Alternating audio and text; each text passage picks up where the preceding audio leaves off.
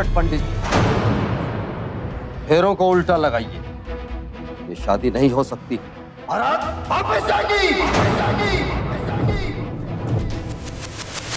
सावधान India UP fights back में मैं पूजा गौर आप सबका स्वागत करती हूँ। शादी ब्याह के मामले में छोटी छोटी बातों पर लड़के और लड़की वालों के बीच मतभेद एक आम बात है, लेकिन उत्तर प्रदेश के आगरा शहर में हो रही इस शादी में ऐसा क्या हुआ कि लड़के के पिता ने फेरों के दौरान अचानक शादी रोकने का ऐलान कर दिया।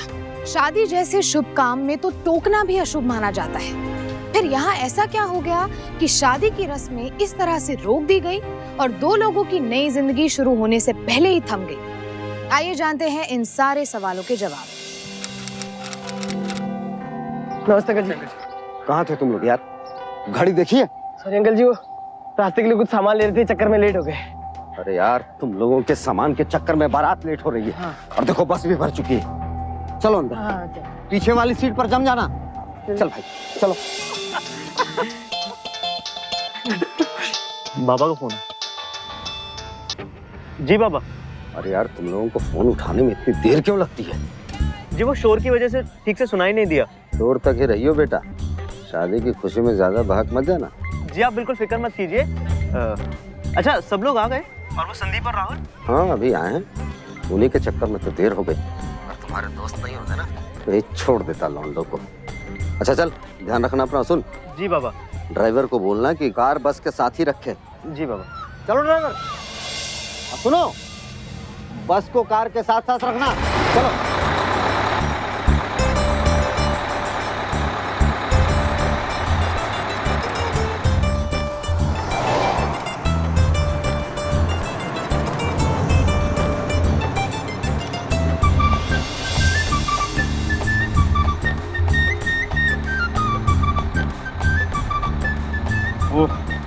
बहुत कड़ाके की ठंड पड़ रही है हेमंत, कहीं बस रुकवाओ ना, चाय वाय पी लेते हैं।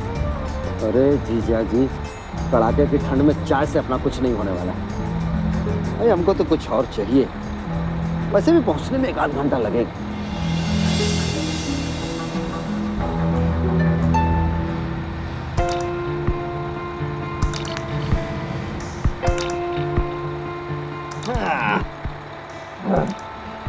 क्या हाल है शेख चिल्लियों? सब मजे में तो है ना? अंकल बढ़िया।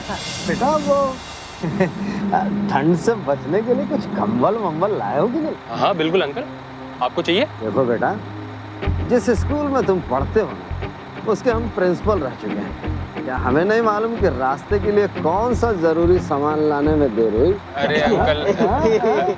खैर छोड़ो, ये बताओ बेटा, लाए क्या हो? रम लेके आए अंकल। हम निकालो।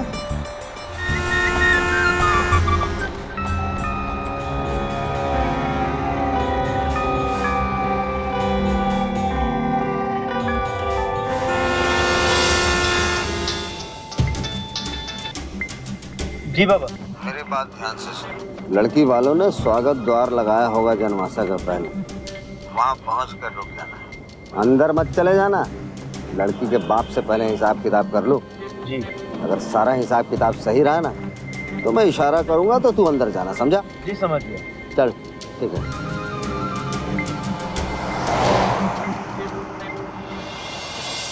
कमाल की लड़की है यार। क्यों, लगती है ना एकदम हीरोइन। कैसी लग रही हूँ मैं? बिल्कुल दिलवाले दुल्हनिया की काजोल लग रही है। मन तो कर रहा है कि तुझे अभी उठा के ले जाऊं और शादी कर लूं। अच्छा। फिर क्या? सुहाग रात है। छोड़ो, क्या हुआ? तुम्हारा बस चले तो शादी तक का भी वेट ना करो। हाँ, तुम्हारे लिए इतना तो मैं कर ही सकता हूँ। अच्छा चलो तुम जाओ यहाँ से। मैं नहीं जा। किसी ने हमें ऐसे देख लिया तो? कौन देखेगा? तुम जाओ ना। अच्छा ठीक है।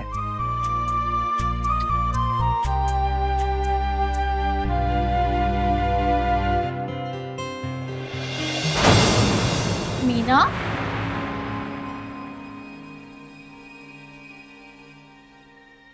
मालिनी दी, आप? तुमने मेरी शादी का जोड़ा क्यों पहना हुआ है? वो बचपन से लेके आज तक आपकी हर चीज पे अपना हक माना है ना मैंने। तो मैंने सोचा कि एक आखिरी बार ये जोड़ा भी पहन के देख लूं, फिर पता नहीं कब मौका मिले। आई एम रियली सॉरी अगर आपको बुरा लगा हो तो। ये मुझे बुरा नहीं लगा, लेकिन तुझे से कोई देख लेगा ना तो बवाल मच जाएगा, समझी? अब जा जल्दी से चेंज कर, और मुझे भी तो रेडी होना है। बाबूजी ना वहाँ पता है कितनी टेंशन ले रहे हैं। जा जल्दी से। मैं अभी चेंज करती हूँ। अच्छा सुन, वो भाई साहब आने वाले थे, अभी तक आए नहीं, कुछ पता चला क्या उनका? पता नहीं दी, मैं चेंज करके आती हूँ। सुनो, भाई साहब आ गए क्या? नहीं आए। ताज्जुब है, अभी तक नहीं आए। आ जाएंगे फेरों से पहले। अच्छा, वो जो मैंने तुम्हें दहेज का सामान चेक करने को कहा था, वो किया तुमने? या ध्यान रखना, भाई साहब को इस दहेज के सामान के चक्कर के बारे में कुछ भी पता नहीं चलना चाहिए, वरना वो बहुत गुस्सा होंगे, समझे तुम? मालूम है, तुम और तुम्हारे भाई साहब दोनों। अच्छा ठीक है, मैं जरा खाने वाले की पेमेंट करके आता।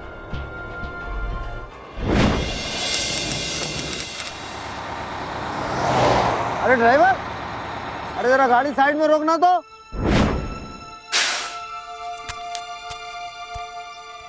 आइए जी, चलिए। सब ठीक से आ गया ना? ये राहुल कहाँ रह गया? अरे राहुल जल्दी आ बेटा। सुन बेटा, एक काम कर। हाँ जी। तू यहीं रहना। हाँ। सारे बारातियों का ख्याल रखना। ठीक है। और हाँ, जब तक हम ना बोले तब तक किसी को सामान मत उतारने देना, ठीक है? राजेश, यहीं रुकना, मेरे पीछे आने की जरूरत ना है, ठीक है? जी। आइए जी, देखते हैं कि बारातियों के लिए इंतजाम बात क्या किया। हेमंत, ऐसा करो, माँ जी को भी साथ ले लो। अब हट, चल अरे क्यों मुंह लटकाए हो भैया, क्या हो गया? अरे काहे चिढ़ा रहे हो भैया बेचारे को, हैं?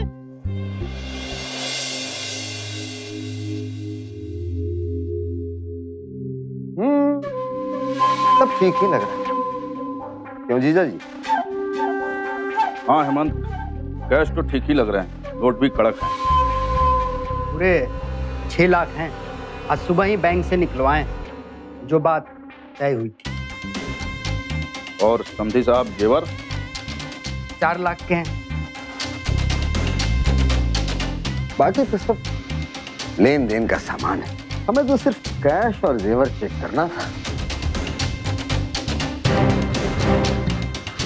ठीक है, चलिए, ये औपचारिकता भी पूरी हो।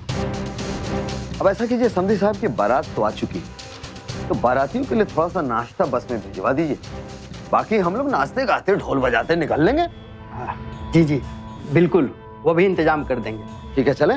हाँ तो, लेकिन एक बात मैं सोच रहा था समधी जी, देखिए जब हम लोग बारात लेकर के निकलेंगे तो नाचने गाने में 1-2 घंटा लग जाएगा। ऐसा क्यों ना करें कि अम्मा को यही कमरे में सामान के पास बिठाए। ठीक है। अरे अम्मा, अम्मा। हाँ? ऐसा है अम्मा कि हम लोग मुन्नू की बारात को लेने जा रहे हैं, तू यहीं बैठ करके सारा सामान पर नजर रखियो, ठीक है? चलें? ठीक है अम्मा, अपना ख्याल रखियो। चलिए समझी जी।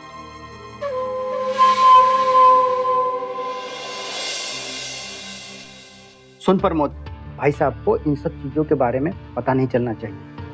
फेरे होते ही सारे सामान बस में चढ़वा देना, और हो सके ना तो समधी जी को बुला के एक बार फिर से दिखवा देना। बहुत लालची आदमी है वो, और क्या करें, समाज में अच्छे लड़के मिलते कहाँ हैं। बापू आप बिल्कुल चिंता मत करो, मैं हूं ना। आज चलते हैं।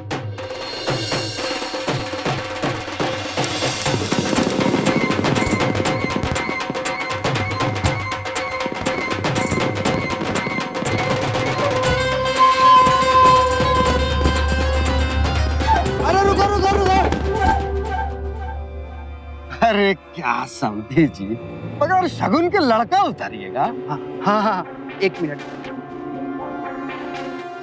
अरे ये क्या है समधी जी, 500 का नोट? समधी जी शगुन की बात कर रहे हैं, हम लोग बेटा दे रहे हैं आपको। आप ही बता जाइए कैसा शगुन चाहिए। समधी जी छोटी छोटी बात। अब देखिए ऐसा है ना कि आपके जो जवाई राजा हैं, हड़बड़ी में घड़ी पहनना भूल गए, बस कुछ नहीं, एक छोटी सी घड़ी मंगवा दीजिए, लड़का उतरवा देता है। हाँ हाँ हाँ, बिल्कुल बिल्कुल, घड़ी की बात तय रही। अभी 1 घंटे में प्रमोद ला देगा। आगे की रस्म पूरी करें। उतारिए उतारिए उतारिए, लड़का उतार लीजिए। हे भगवान, इनकी मांगे तो बढ़ती जा रही है।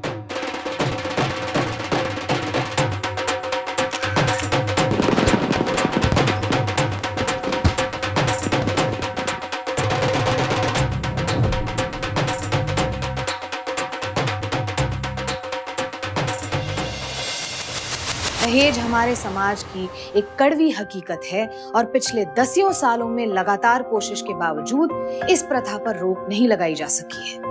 डाउरी प्रोहिबिशन एक्ट 1961 के तहत दहेज लेना ही नहीं, देना भी उतना ही बड़ा अपराध है, जिसके लिए 5 साल की सजा और जुर्माना भी हो सकता है। यही नहीं, शादी के 7 साल के अंदर अगर लड़की के साथ किसी भी तरह का अत्याचार होता है या फिर पैसों और सामान की मांग की जाती है तो ये दहेज कानून के तहत आता है। NCRB यानी कि नेशनल क्राइम रिकॉर्ड्स ब्यूरो के आंकड़ों के अनुसार साल 2001 में दहेज के कारण हुई हत्याओं के करीब 6,581 मामले दर्ज हुए, जो साल 2006 में बढ़कर 7,618 हुए और यही आंकड़ा साल 2012 में और बढ़कर 8,233 हो गया। अफसोस कि सख्त कानूनों के बावजूद हमारे समाज में यही कुप्रथा खुलेआम जारी है। लेकिन यहाँ सवाल ये था कि लड़के वालों की लालच और मांगों की हद थी भी या नहीं। अरे रुको बेटा, बहुत जल्दी है ससुराल का खाना खाने की। अरे इतना भी नहीं पता है कि खाना खाने से पहले शगुन लेना पड़ता है भाई। शगुन? किस बात का शगुन? देखते हैं ये समधी जी कहाँ गए? अरे समधी जी, जमाई पहली बार ससुराल का खाना खा रहा है तो शगुन तो बनता ही है ना। आप जो बेहतर समझे। फटफटिया आप दे रहे हैं तो चढ़ेगा कौन उस पर? आपको बेटी और दामाद ही ना, तो मेरा क्या होगा? हमको तो कुछ नहीं मिलेगा। लेकिन एक बात बताइए, कल कोई लोगों को बच्चा होता है और ठंड में ठिठुरेगा, धूप में तपेगा और पानी में भीगेगा तो आपको अच्छा लगेगा क्या? है? इसलिए एक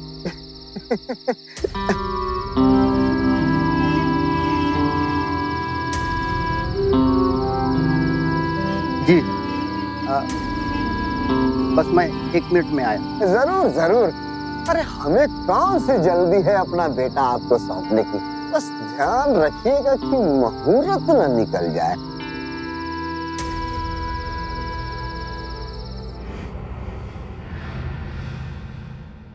मुझे अच्छी तरह याद है, गाड़ी की कोई बात नहीं हुई थी पहले, और सब लोगों के सामने मैं मना भी कैसे करूं?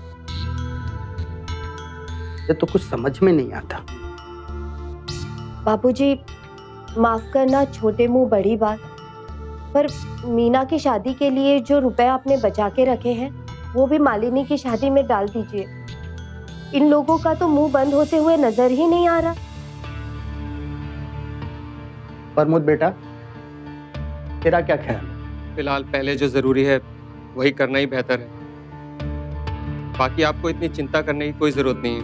मुझे मालूम है कि कैसे क्या करना है। बस आप निश्चिंत रहिए, मैं हूं ना, सब संभाल लूंगा।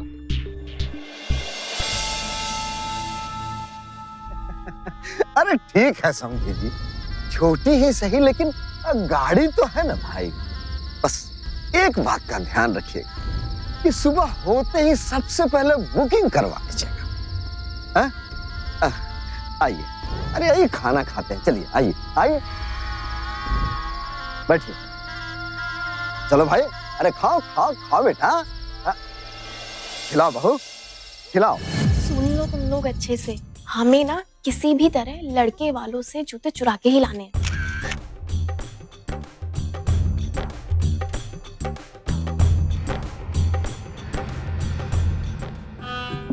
क्या कर रहे हो तुम? कब से तुझे बात करने के लिए ढूंढ रहा हूँ और तू मजे कर रही है, और वहां तेरा बाप अपने सारे जमा किए हुए पैसे तेरे जीजे पे लुटा रहा है। और तेरा भाई, अरे वो तो खुद को हीरो समझ रहा है, कह रहा है मैं हूं ना, सब ठीक हो जाएगा। क्या मतलब? मतलब ये कि तूने मुझे यहाँ वेटर बनवा के बुला तो लिया, लेकिन मुझे ऐसा लगता है कि हमें तो अपनी शादी के लिए सिर्फ वेट करना पड़ेगा। अरे वहां तेरा मजबूर बेचारा बाप तेरी शादी के लिए जमा किए हुए पैसे भी तेरे जीजे पे लुटा रहा है। मुझे नहीं लगता अब हमारी शादी जल्दी हो पाएगी। क्या बात कर रहे हो? फिर अच्छा सुन, देख ये जूते छोड़ और कुछ बड़ा सोच। बड़ा, ये तो सारी जिंदगी ना ऐसी कुंवारी रह जाएगी, समझी?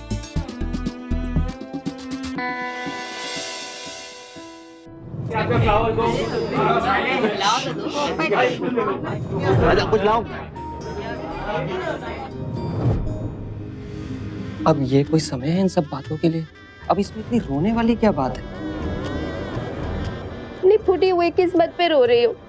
अरे मुझसे अच्छी किस्मत तो आपकी बहन की है। अपने हिस्से का दहेज तो ले ही जा रही है, ऊपर से मीना के हिस्से का भी दहेज ले जा रही। और मैं यहाँ आपके अम्मा के पुराने जेवरात में अपनी जिंदगी गुजार रही हूँ।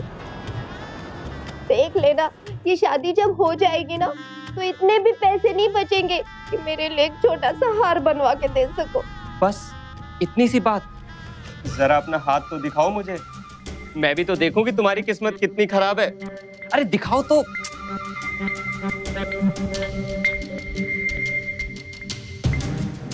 ये क्या है? अरे खोल के तो देखो। सुंदर हार मेरे लिए, पर ये तो बहुत महंगा लगता है। महंगा तो है, पर तुमने ये कैसे? अरे वो सब मैं तुम्हें बाद में बताऊंगा।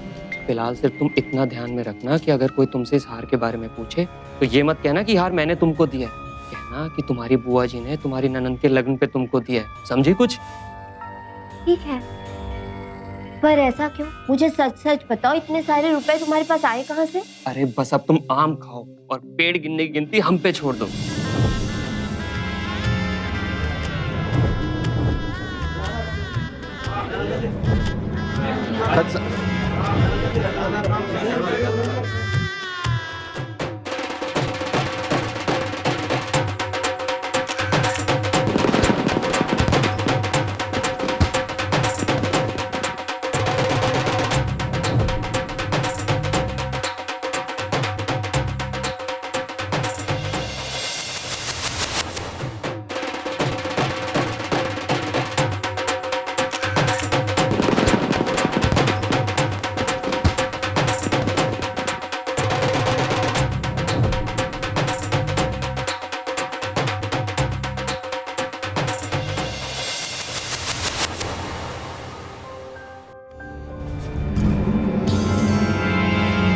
एक मिनट पंडित जी,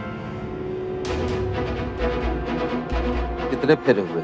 4 फेरे हुए जजमान। फेरों को उल्टा लगाइए, शादी नहीं हो सकती। वापस जाएगी। लेकिन क्यों? लेकिन क्योंकि बच्चे पूरा का पूरा दहेज चोरी हो गया है, इसलिए।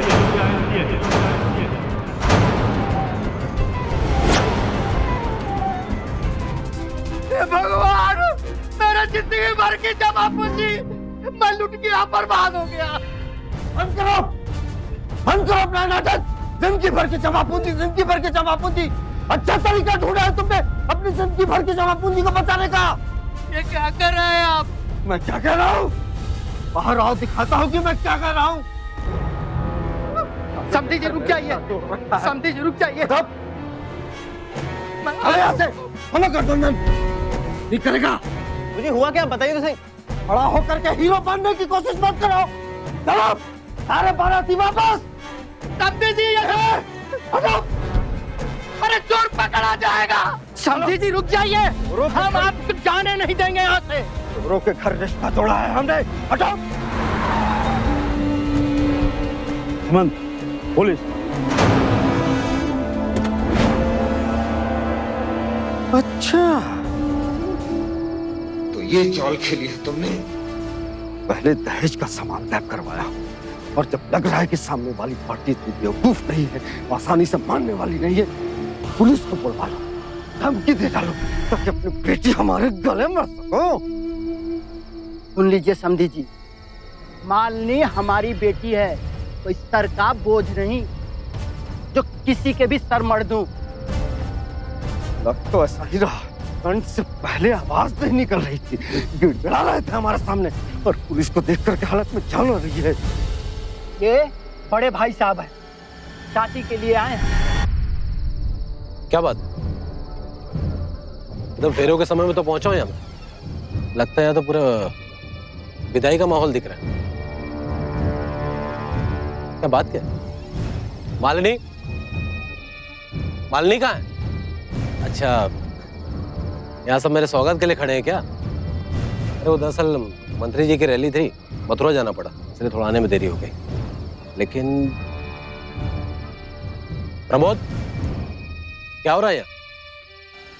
मैं बताती हूँ। शादी में अप्रिय घटना घटने की खबर हमें समाचारों से मिलती रहती है। दुर्भाग्यवश इस शादी में भी कुछ ऐसा ही हुआ था। लेकिन सबसे ज्यादा चौंकाने वाली बात थी पुलिस के एक आला अधिकारी का इस घटना के तुरंत बाद यहाँ पहुंचना। लेकिन कुछ ही देर में इस बात का खुलासा भी हो गया कि एसपी अजय माथुर इस परिवार के ही सदस्य थे और वो बिल्कुल सही वक्त पर यहाँ पहुंचे थे। दहेज के पैसे और कीमती जेवर चोरी हो चुके थे और लड़के वाले इसे लड़की वालों की चाल बता रहे थे। लेकिन ऐसे में वो पुलिस वालों को देखकर और भी नाराज हो गए। आखिर सच्चाई क्या थी? क्या सच में चोरी हुई थी या फिर नाटक किया जा रहा था? अगर सच में चोरी हुई थी तो चोर कौन था? क्या बारातियों में से कोई, या फिर लड़की वालों के मेहमानों में से कोई, या फिर किसी तीसरे आदमी ने ही इस चोरी को अंजाम दिया था? ये क्या सुन रहा हूं मैं? मेरी मालिनी की शादी में दहेज? आपसे ये उम्मीद नहीं थी। क्या कमी है हमारी मालिनी में? इस शादी में रुपया देने की जरूरत पड़ गई? बेटी है हमारे घर का गहना है। इतना बड़ा गहना दान में दे रहे हैं इनको। जब खुद पे भरोसा नहीं तो कम से कम उस पर तो भरोसा कीजिए। शर्म आती है हमारे परिवार में। जिस प्रथा को कानून ने जुर्म करार दिया है, उसे खुलेआम सहारा दे रहे। जिस दिन ये लोग हमारी बेटियों को दहेज के लिए मार देंगे, उस दिन हाथ जोड़ कैसे खड़े होंगे। खैर, चोरी हुई है, चोर भी पकड़ा जाएगा और सामान भी बरामद होगा, और मेरी इजाजत के बगैर कोई यहां से जगह छोड़कर नहीं जाएगा। हेलो सिंह, टीम लेकर तुरंत यहाँ पहुंचो। देखिए, हमें यहाँ से जाने के लिए किसी की इजाजत की जरूरत नहीं है। ऐसा कोई कानून नहीं बना है कि आप हमें यहाँ रोक सकें। देखिए, कानून मत सिखाइए मुझे। देखिए एसपी साहब, हम ऊंचे खानदान के शरीफ लोग हैं। ये लड़की वाले की ही साजिश है हमें फंसाने के लिए, और आप बिना वजह हमें ऐसे परेशान नहीं कर सकते हैं। मालिनी के ससुराल वाले हैं भाई साहब ये। वो दिन के तेवर देख के समझ में आ गया था। प्रमोद, सामान कितने थे? करीब 6 लाख कैश और 4 लाख के जेवर। भाई वाह, 10 लाख का नुकसान खाकर भी चुपचाप यहाँ से निकल रहे हो। वाकई बहुत शरीफ। सुनो, मैं भी तुमको शराफत से समझा रहा। चोरी हुई है यहाँ 10 लाख का माल, और मैं यहाँ का एसपी हूँ, समझ गए? और कान खोलकर सुन लो सब कोई। जब तक मेरी तफ्तीश पूरी नहीं होगी, यहाँ से कोई नहीं लेगा। तब उधर जाकर बैठो। सुनो, यहाँ तो मामला हद से ज्यादा बढ़ गया है। तुम ऐसा करो, चुपचाप यहाँ से निकल लो। अच्छा ठीक है, लेकिन तुम मुझे यहाँ की सारी खबर देती रहना। हाँ, वो सब मैं बताती रहूंगी। तुम अभी जाओ यहाँ से, जाओ।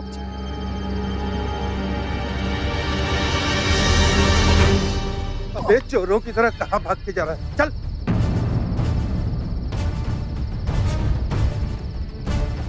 अरे भागने की कोशिश कर रहा था। अरे तो दिखने में तो बेटर है, और चोरों जैसी हरकत। यस। सुनो, बाहर जाने के सारे रास्ते सील करो, कोई भी यहाँ से बाहर न जाने पाए। और हाँ, इसका इलाज करो, जरूरत पड़ेगी इसकी। जी सर। चल चल जल्दी। ये हमारे पड़ोसी सजल कुमार। ये दोनों मेरे ऑफिस के कलीग हैं। ये मेरे भाई श्याम सुंदर। ये मेरा दोस्त है राहुल। ये दोनों मेरी बहनें हैं। ये भी मेरे साथ है संदीप। सिंह, जी सर। पूरी जगह की ढंग से तलाशी लो, चाहे सामान अभी भी यहाँ से बाहर ना निकला हो। जाओ। ठीक है।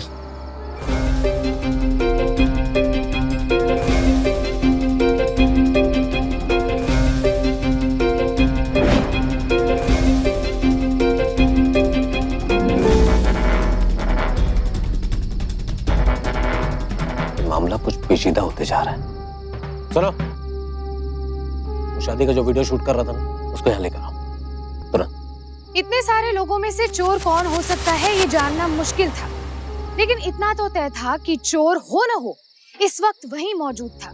साथ ही भाई साहब के अनुभव और तेज तर्रार दिमाग में हर मसले का हल था। उन्होंने शादी के वीडियो बनाने वाले से फुटेज निकलवाकर ये जानने की कोशिश की कि वो कौन कौन थे जो फेरों के दौरान वहां मौजूद नहीं थे, क्योंकि अपराधी उन्हीं में से कोई था जो फेरों के दौरान पैसों और कीमती जेवर पर अपना हाथ साफ कर रहा था। काम करो सिंह, ये सबको यहाँ लेकर। ठीक है।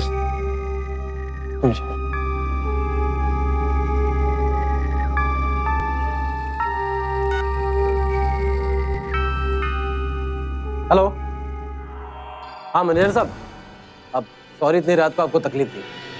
दरअसल एक जरूरी इन्फॉर्मेशन चाहिए थी, अगर आप जल्दी बताएंगे तो शायद इस केस में हमें मदद मिल जाए। अरे भाई साहब, बस कुछ टाइम दीजिए, इन्फॉर्मेशन के साथ कॉल बैक करता हूँ। जी जी, ओके, थैंक यू।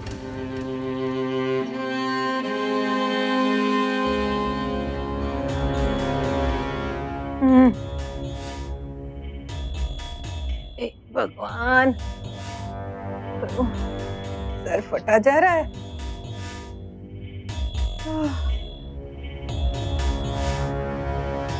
अम्मा, अभी आप कैसा महसूस कर रही हैं? ठीक हूँ, भूख सी लग रही है, मैं तो रबड़ी खाऊंगी।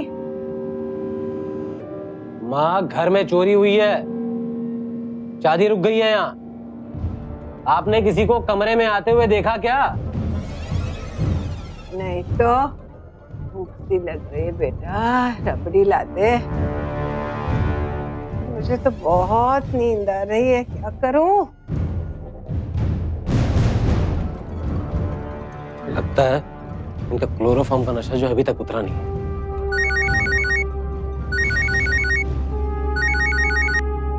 हेलो, हाँ मैनेजर साहब,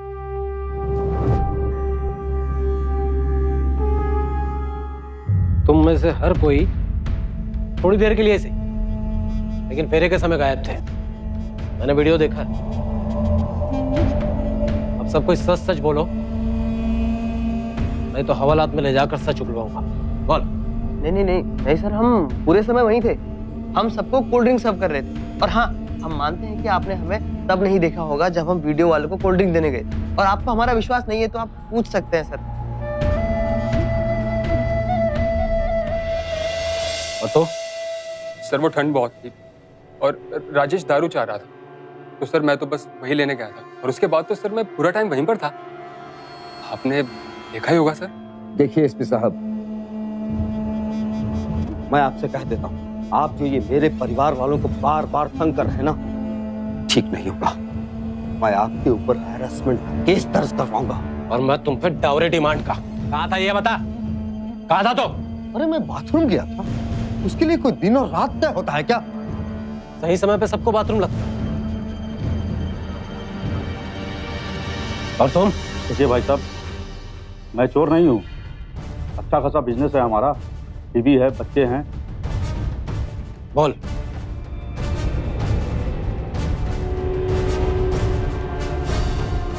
बोल,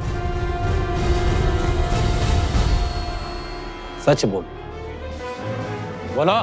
वो मेरे मन में थोड़ा लालच आया था और उसी लालच के चलते मैं दहेज वाले रूम में गया था। मैंने सोचा कि थोड़ा कैश ले लेता हूँ, तो मैंने वहाँ देखा कि अम्मा जो है वो जेवर और दहेज के पास सोई हुई है। मैंने सोचा कि मौका अच्छा है, मैं कैश लेकर निकल लेता हूँ। तभी दरवाजा खुलने की आवाज़ आई और मैं घबराकर पर्दे के पीछे छिप गया और मौका पाकर मैं वहाँ से निकल गया। लेकिन मैंने चोरी नहीं की है। अच्छा, तो कौन था उस वक्त जो कमरे में आया था?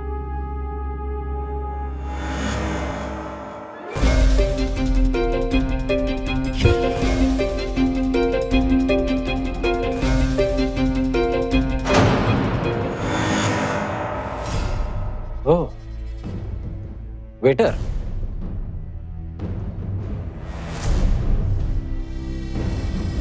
कुछ पे तो मुझे पहले से ही शक था। बता, तूने चोरी क्यों की? सर मुझे माफ कर दीजिए प्लीज, मुझसे बहुत बड़ी गलती है सर। मैं पैसा चुराना तो जरूर चाहता था, लेकिन सर अपने लिए नहीं, बल्कि अपनी मीना के लिए।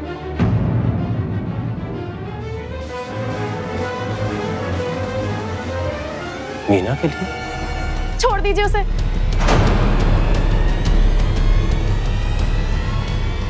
तो ये चक्कर है। अच्छा, चलिए बता, तू मीना के लिए पैसे क्यों चुराना चाहता? सर मालिनी दी के ससुराल वालों की मांग पूरा करने के लिए मीना के बाबूजी इसकी शादी का पैसा भी इसी शादी में लगा देना चाहते थे। और सर हमारी शादी भी बिना दहेज के पूरी नहीं हो सकती थी। मेरे बाबूजी दहेज जरूर मांगते, और अगर सब कुछ इसी शादी में लग जाता तो हमारी शादी तो कैंसिल। इसलिए मैंने सोचा कि इसलिए तूने अपने बाप से दहेज ना लेने की लड़ाई लड़ने से अच्छा चोरी करना समझा। सर मैं तो सिर्फ सर कमरे में घुसा ही था, तभी मीना आ गई पीछे से। सर अरे मीना, तू यहाँ क्या कर रही है? अरे मैंने तो छत पे बुलाया था ना तुझे मिलने के लिए।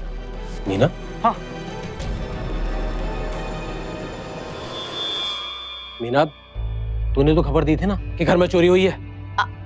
आप मुझ पे गलत शक कर रहे हैं भाई साहब। मैं तो छत पे ही जा रही थी, लेकिन फिर जब मैंने रतन को कमरे में देखा तो मैं अंदर आ गई, यही सोचते हुए कि वो शायद वहीं मिलना चाहता है। पर इससे पहले कि मैं उससे कुछ पूछती, वहां किसी के आने की आहट हुई और हम दोनों बिस्तर के नीचे छुप गए। फिर मैंने देखा कि वो प्रमोद भाई थे।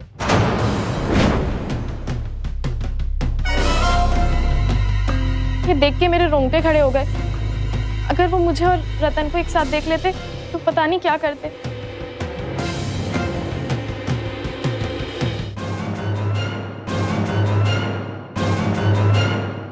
गजब मेल हुआ है दोनों खानदानों का, सब के सब एक से बढ़कर एक, और रिश्तेदारी हमको निभानी पड़ रही।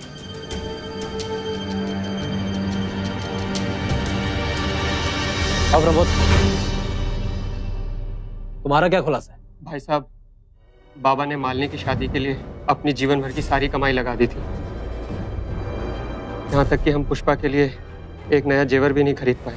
वो रोज हमें किसी न किसी बात पे ताना देती थी। हमें लगता था कि हम निकम्मे हैं, अपनी जोरू को खुश नहीं रख सकते। इसलिए हमने बनिए से 10 दिन की उधारी पर वादा करके उसे एक नया हार तो ले दिया, लेकिन जेब में एक फूटी कौड़ी नहीं थी। इतनी उधारी हम कैसे चुकाते? इसलिए अपने ही घर में अपनी कमाई की चोरी करने की ठान ली।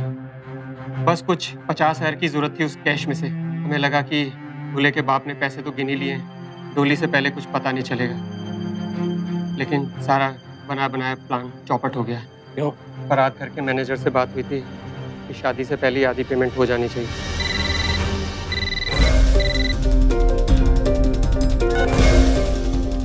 हेलो, अरे रुको, लाइट मत बंद करो। मैं अभी आकर आपको 10,000 रुपए कैश चुकाता हूँ। देखिए, बारात आ चुकी है और इस वक्त फेरे चल रहे हैं, और इस तरह से अगर आप हमारे बारात घर की लाइट बंद कर देंगे तो हमारी तो समाज में नाक कट जाएगी ना। देखिए प्लीज समझने की कोशिश कीजिए। हाँ ठीक है, मैं अभी आकर आपको देता हूँ। लेकिन श्रीवास्तव साहब की बढ़ती डिमांड के कारण आधी पेमेंट नहीं हो पाई। बस कुछ 30,000 ही हाथ में बचे थे। हमें लगा कि श्रीवास्तव साहब की डिमांड और ना बढ़ जाए, इसलिए हमने वो पैसे अलग रख दिए थे। लेकिन बारात घर के मैनेजर की धमकी को शांत करने के लिए हमने उसमें से 10,000 चुका दिए। कहानी पे कहानी, एक से बढ़कर एक स्क्रिप्ट राइटर है यहाँ। मीना,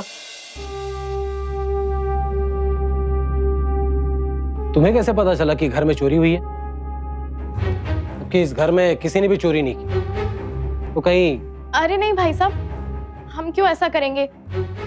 वो तो जब प्रमोद भाई कमरे से निकले तो हम और रतन भी बिस्तर के नीचे से, और हमने एक टक भी नहीं देखा कि वहां सामान था या नहीं। पर बाहर से मेहमानों का शोर सुनाई दिया तो हम सोचे कि बालकनी की ओर से भाग जाए।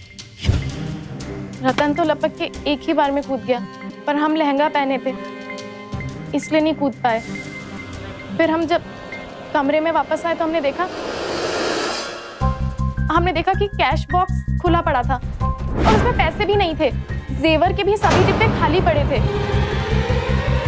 हमारा शक तो प्रमोद भाई पे गया, लेकिन हम क्या बोलते, भाई हैं हमारे, इसलिए हम चुपचाप पापा को खबर करने चले गए।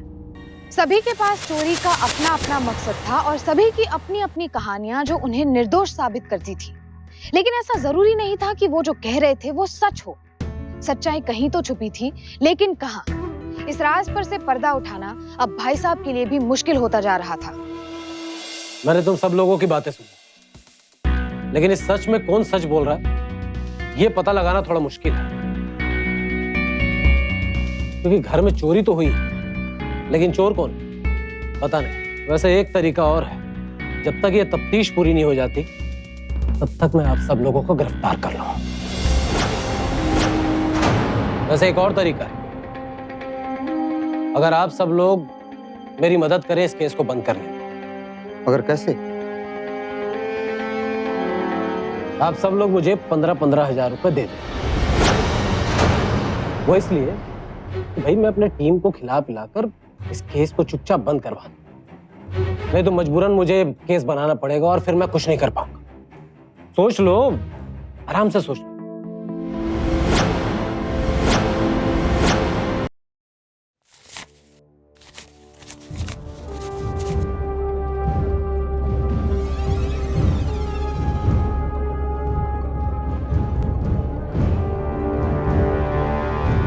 बराबर काउंट करो उसको। मन में चोर तो है तुम्हारे, इस बार तो छोड़ दिया।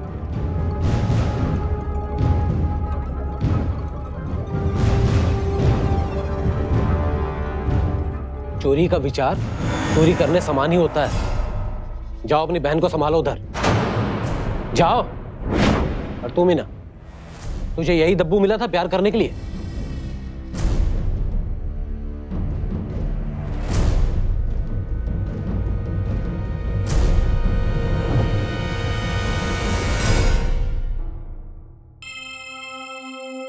तुम्हारे पास ये पैसे कहां से आए? मैंने अभी भैया को फोन करके जगाया था तो वही देके गए।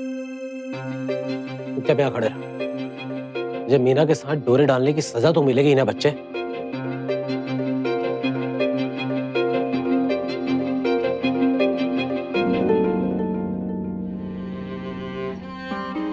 बाकी क्या आपको घर पहुंचते ही दे देंगे।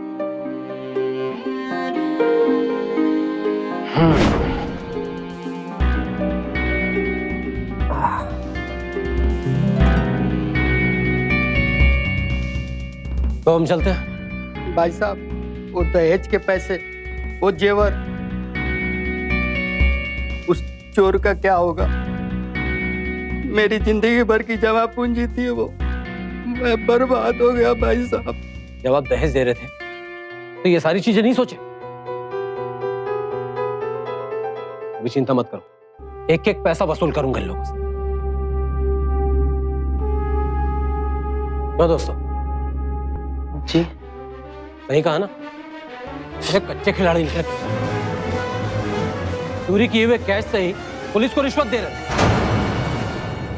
दहेज के लिए निकाले हुए कैश की पूरी सीरीज मंगवाई थी हम। उल्लू समझ के रखा तुम दोनों ने। बोल, सच क्या है? सर, हम लोगों ने चोरी की है सर। राजेश के दोस्त होकर भी? राजेश तो हमें अपनी बैचलर पार्टी ऑर्गेनाइज करने के सिलसिले से मिला था और हमें तभी पता चल गया था कि वो अपने बाप से छुपकर ये सब पार्टी ऑर्गेनाइज कर रहा है। हमने देखा कि पार्टी अच्छी है और पैसा निकालने के लिए दोस्ती करना जरूरी है, तो हमने उसे उस पार्टी में बहुत अच्छा डिस्काउंट दिया। उसने नशे की हालत में हमें ये भी बताया कि उसे दहेज में 10 लाख कैश और बहुत सारा जेवर मिलने वाला है। तो हमने उससे दोस्ती कर ली। इसी बहाने हमें उससे शादी का इनविटेशन कार्ड भी मिल गया। हम उसके घर में इस तरह से घुल मिल गए जैसे उसे बरसों से पहचानते हो। और शादी में फेरों के वक्त हम मौका देखकर जेवर वाले कमरे में घुस गए। वहां दादी को सोता हुआ पाया, सारे कैश और जेवर लेके वहां से निकल गए। इससे पहले कि हम सबकी नजरों से बचते हुए वहां से निकलते, राजेश ने राहुल को रोका और शराब की मांग की। इतने में मीना वहां चोरी की खबर लेकर पहुंच गई। हम लोग डर गए थे कि अगर अब यहाँ से भागेंगे तो शक हम पर ही होगा, इसलिए हम लोग यहीं रुक गए। लेकिन तब तक आप यहाँ पहुंच गए। लेके जाओ इन दोनों को। दिमाग है लेकिन गलत चलता है। कोर्ट में भेद पड़ेगी तो सब समझ में आ जाएगा। ले जाओ इनको। तो अब हम लोग जा सकते हैं? जाइए, बस में जाके बैठ जाइए। शुक्रिया।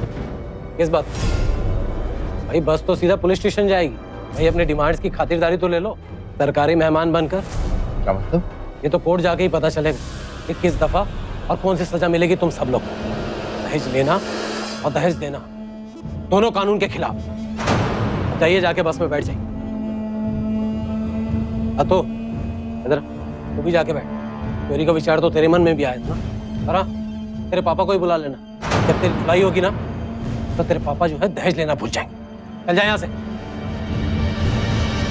ये चोरी की कोई साधारण सी वारदात नहीं थी और ना ही ये लड़ाई दो चोरों के खिलाफ थी। ये लड़ाई थी एक पुरानी कुरीति के खिलाफ, एक ऐसी कुप्रथा जिसकी जड़ में सिर्फ और सिर्फ लालच है और हर रोज कई मासूम लड़कियां इसका शिकार बनती हैं। राजेश के दोस्त राहुल और संदीप को चोरी के आरोप में आईपीसी की धारा 379 के तहत 3 साल की सजा हुई और साथ ही जुर्माना भी भरना पड़ा। वहीं दूसरी ओर दोनों ही परिवारों को दहेज के लेन देन के जुर्म में डाउरी प्रोहिबिशन एक्ट 1961 के सेक्शन 3 के तहत 5 साल की सजा हुई और 1-1 लाख का जुर्माना भरना पड़ा। बेटी की शादी के वक्त की जा रही मांगों को पूरा करने से पहले जरा सोचिए कि आप अपनी बेटी को किनके हाथ में सौंपने जा रहे हैं। पैसों से रिश्ता जोड़ने वाले आपकी बेटी को प्यार और इज्जत कैसे दे सकेंगे? साथ ही शादी के समारोह में सुरक्षा का ध्यान रखना बेहद जरूरी है, क्योंकि भीड़ भाड़ का फायदा उठाकर ही लोग अपराध को अंजाम देते हैं, जैसा कि इस घटना में हुआ। तो सतर्क रहिए, सजग रहिए, सुरक्षित रहिए। फिर होगी आपसे मुलाकात जुर्म से जंग की सच्ची घटना के साथ। तब तक सावधान इंडिया, यूपी फाइट्स बैक। जुर्म से जंग जारी है, अब यूपी की बारी है। तो सावधान।